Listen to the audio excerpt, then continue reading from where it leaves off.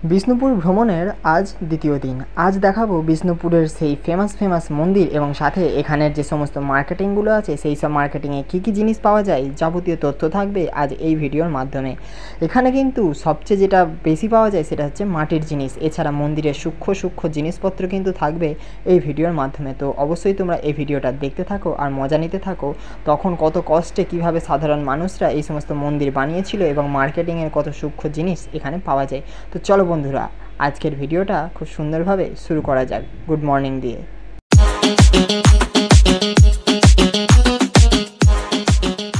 Good morning, শুভ সকাল, সবাই কেমন আছো? আজকে কিন্তু আমার বিষ্ণুপুরের কত বলবো 2 নম্বর দিন, ঠিক আছে? তো আজকে আমি দেখো অনেক কটা মন্দির ভ্রমণ করলাম, তো তার মধ্যে কিন্তু এই মন্দিরটাও দেখলাম যে পড়েছে রাস্তার মধ্যে, ঠিক আছে? তো এখানের প্রত্যেকটা মন্দিরের মধ্যে একটা জিনিস সিমিলার, সেটা হচ্ছে প্রত্যেকটা মন্দিরের সাথে প্রত্যেকটা মন্দিরে কিন্তু খুব মিল আছে, ঠিক আছে? প্রত্যেকটাই টেরাকোটার মানে সূক্ষ্ম কাজ আছে, আর সূক্ষ্ম কাজের মধ্যেই কিন্তু দেখে নিতে হবে যে কতটা সূক্ষ্ম পরিমাণে তারা হাতে কাজগুলো করেছে। আর আমি এটাকে স্পর্শ করে দেখলাম সত্যিই কত নিখুঁত কাজ, আগেকার মানুষ বলেই এটা সম্ভব হয়েছে।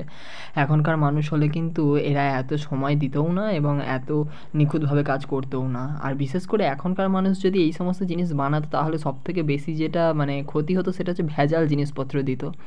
আর আগেকার মানুষ করেছে তো তাই একদম মানে নিরেট জিনিসটা দিয়েছে। দেখো কত সুন্দর এই মন্দিরটা বানিয়েছে, মানে 3টে দরজা আর মাঝখানে দরজাটা দিয়ে ঠাকুরটাকে দেখতে পাওয়া যাবে। তবে এর ভেতরটাতে কোন ঠাকুর আছে আমি জানি না, ঠিক আছে? তবে এখানে মানুষজনদের কাছ থেকে আমি যেটা জিজ্ঞাসা করেছিলাম সেটা হচ্ছে যেই ঠাকুর আছে সেটা হচ্ছে রাধাকৃষ্ণের ঠাকুর, মানে প্রত্যেকটা মন্দিরই হয়তো রাধাকৃষ্ণের ঠাকুর। তবে এটা শোনা কথা, আমি নট শিওর যে এটার মধ্যে মানে রাধাকৃষ্ণই আছে বলে। তো মন্দিরের সাথে এটা একটা খুব সুন্দর তুলসী মঞ্চ, না আগেও যেই মন্দিরটা দেখলাম সেম জিনিসই কিন্তু এই পাশেও আরেকটা আছে। খুব একটা আলাদা কিছু বা সেরকম কিছু নয়। আর এই মন্দিরটা আমি প্রচণ্ড দেখেছিলাম, খুব বেশ পরিচিত এই মন্দিরটা। এইটা আমি যখন ইকো পার্ক গেছিলাম তখন আমি দেখেছিলাম এই মন্দিরটা। তো সেখানে একটা ছোট, আর এটা হচ্ছে মেন খাসিয়াত যেখানে দর্শনার্থীরা মানে এই টানে আসে যে এখানকার পোড়ামাটির মন্দির কেমন দেখতে হয়, কেমন জিনিস, সেটার জন্য আদর্শ জায়গা হচ্ছে বিষ্ণুপুর। আর বিষ্ণুপুরে আসলেই এই মন্দিরটা কিন্তু খুব ফেমাস একটা মন্দির। এই মন্দিরটা অবশ্যই তোমরা আসলে দেখো, আমিও যাবো, আমার নিজেরও এখনো দেখা হয়নি। আর এই মন্দিরটার মধ্যে দেখো কত সূক্ষ্ম কাজগুলো করা আছে, মানে যে সমস্ত যুদ্ধক্ষেত্রে যেসব কাজগুলো হতো বা যুদ্ধক্ষেত্রে যেতে গেলে যেই সমস্ত অস্ত্র নিয়ে মানুষজন যুদ্ধ, সেই সমস্ত যুদ্ধ করার কাহিনী কিন্তু এখানে বর্ণিত আছে। টাইলসদের মধ্যে সমস্ত কিছু কিন্তু করা আছে। এই টেরাকোটার জিনিস কিন্তু একমাত্র বিষ্ণুপুরের মধ্যে অ্যাভেলেবেল আছে, এছাড়া কোথাও পাওয়া খুব ডিফিকাল্ট। এই যে বিষ্ণুপুর আসা মানেই হচ্ছে মাটির জিনিস বিখ্যাত। এখানে আসলাম আর মাটির জিনিস দেখবো না সেটা তো হয় না, বিভিন্ন রকমের মাটির জিনিস পাওয়া যাচ্ছে। এখানে ঘোড়া তো বিখ্যাত, একটু দেখা, দারুণ সুন্দর, দারুণ। এইসব মাটির জিনিস বা মাটির কফি, মাটির জিনিস, এখানে আসা মানে শুধু মাটির জিনিস।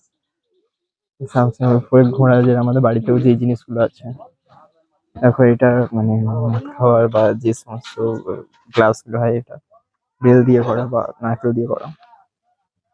সুপ বোল,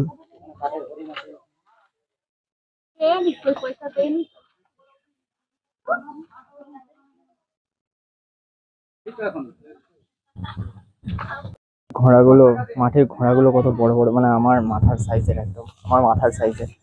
দামগুলো যা বলছে বাবা, পেঁচাটা এত সুন্দর লাগছে, এটা মনে হচ্ছে বাড়িতে নিয়ে গিয়ে একটু কালার করে দিতে পারলে সাদা ফেব্রিক আউটস্ট্যান্ডিং লাগতো।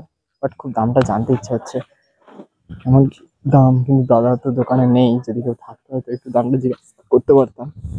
এটা সব ভাঁজ করা যায় আর কি, সব গলাগুলো খোলা যায়, কানগুলো খোলা যায়, সাজসজ্জাগুলো সব করা যায়, খোলা যায়। জোড়া মন্দির যেটা দেখছো, ঠিক আছে, এই জোড়া মন্দিরটা কিন্তু ভেতরে ঢুকতে গেলে টিকিট মূল্য আছে, ভেতরে ঢুকে তারপর টিকিট কাটতে হবে। আমার অর্ধেক ছবি তোলা হয়ে গেছে, এই বলতে টিকিট কাটা হচ্ছে, ছেড়ে দাও। মন্দিরের অর্ধেকটা ঢুকে গিয়ে টিকিটটা কোথায় কাটবো? টিকিট কাউন্টার তো হয় বাইরের দিকটাতে। হ্যাঁ হ্যাঁ, কাটিনি, কো থাক, বাইরে থেকে ছবি তুলে নিয়েছি, ব্যাস হয়ে গেছে। বিষ্ণুপুর ঘোরা, এবার চলো বাড়ির দিকে রওনা দিই। তো যাই হোক বন্ধুরা, এইভাবে কিন্তু আমি সম্পূর্ণ মন্দিরটা ভ্রমণ করে নিলাম। আর এই ভিডিওটা তোমাদের কেমন লাগলো অবশ্যই কমেন্ট করে জানিও। দেখা হচ্ছে পরবর্তী স্টেপ বা পরবর্তী পর্বে। ততক্ষণ তোমরা ভালো থাকো, সুস্থ থাকো, দেখা হচ্ছে পরের ভিডিওয়। আজকের জন্য বাই।